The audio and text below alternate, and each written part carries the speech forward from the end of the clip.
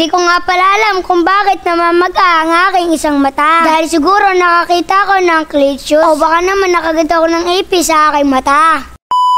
Ngayong araw nga pala ay ang sarap ng aking tulog at ginising na nga pala ako ni Papa Tampi at di ko alam kung bakit sumasakit ang aking mata. Pagmulot nga pala ng aking mga mata ay nakangiti sila sa akin. Medyo nainis nga pala ako dahil sinabi nila Papa Tampi sa akin na kinagat daw ako ng ipis. Akala ko nga pala dito ay tuluyan na ako naging Japanese. Sinubukan ko nga pala maligo dito baka sakaling mawala ito. Kaso ang kinalabasan nga pala ay half Japanese at half Filipino. Kaya naman tatanggapin na lang natin. After that nga pala ay magme-medyas na ako dahil may pupuntahan kami. Dito nga pala ay pumipili na rin ako ng aking susuotin na salamin. Siyempre ang pinili ko, ang paborito ko na pang bike. O diba mga Kadon David, hindi nakita ang pamamaga ng aking mata. Siyempre pogi pa rin kahit namamaga ang aking isang mata. After that nga pala ay dadalawin ko ang aking medyas kasi para kumasya naman sa akin ang cleat shoes. Dahil nga pala pumunta kami kagapon doon at sinukat ko nga pala ay medyo maluwag. Kaya naman tetestingin natin ang dalawang medyas, baka kumasya at bibili na namin. Dito nga pala inirang ko saglit ang cellphone ni Papa Tampi at tinignan ko ang aking namamagang mata. Sana nakikita ko nga pala sa aking pagmumukha na sobrang gwapo ko. Charot lang. Dito nga pala ay bago kami umalis, nag-spray muna ako para naman mamatay ang mga lamok at ipis. Kitang-kita naman sa kanyang logo na merong lamok at ipis. Dito nga pala ako nakahiga kagabi kaya naman isprayan ko rin to. Siyempre nag-spray din ako sa gilid-gilid kaso parang paubos na ito.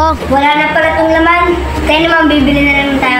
Kaya naman sisimulan na natin bumay at bibili tayo ng pan-spray at titignan din natin yung sapatos. Habang paris na nga pala ako at nakita ko si Ashlong na nasa labas, parang gusto niya sumama. Kaya naman agad-agad ko itong binalikan baka kasi mawala. Bigyan ko nga pala ito sa ilalim kaso ang bilis niya tumakbo. After that nga pala ay nakuha ka na si Ashlong kaya naman ibabalik ko na sa aming bahay. Buti nga pala yung isda ni Papa ay di nakakatakas. Buti nga pala ay gumaling na si Tampo at gusto niya palang sumama.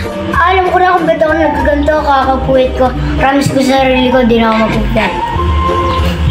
Dito nga pala, isisimulan na namin bumiyahe. Ako nga pala magbabike at sila naman ang mag-i-bike. O diba mga Kadon David, kahit namamaga ang aking mga mata, tuloy pa rin ako sa pagbabike. Wala tayong magagawa mga Kadon David kung dito talaga ako masaya. Lahat kasi tayo, merong kanya-kanyang kasayahan. Kung saan ka masaya, doon ka. After that nga pala, nandito na kami sa Mini Divisoria para bumili ng pang-spray. Agad ko na nga pala ito ang pinabayad kay ate. Siyempre, bibilan din natin si Tampo. Pagtapos nga pala namin bayaran, ay agad-agad na kami para pumunta sa aming pupuntahan. So mga Kadon David, ito nga pala yun. Ito nga pala yung gustong-gusto ko makuha. Susukatin na nga pala natin mga Kadon David kung babagay sa atin at popogi ako dito. O diba mga Kadon David, nagkasya sa akin pag dalawa ang medyas. Talagang forma, riders na talaga tayo mga Kadon David. Ito nga pala mga Kadon David ay naninibago ako sa aking paglalakad. Pero mga Kadon David, okay lang yun. Astig naman ako. Pero dito nga pala, isasahod na lang namin bibili ni Papa Tampi kasi medyo mahal. Kaya naman umuwi na lang kami dito para mag-spray si Papa Tampi. Kaya naman hanggang dito na lang ang aking storya. Paalam sa inyo, bukas ulit.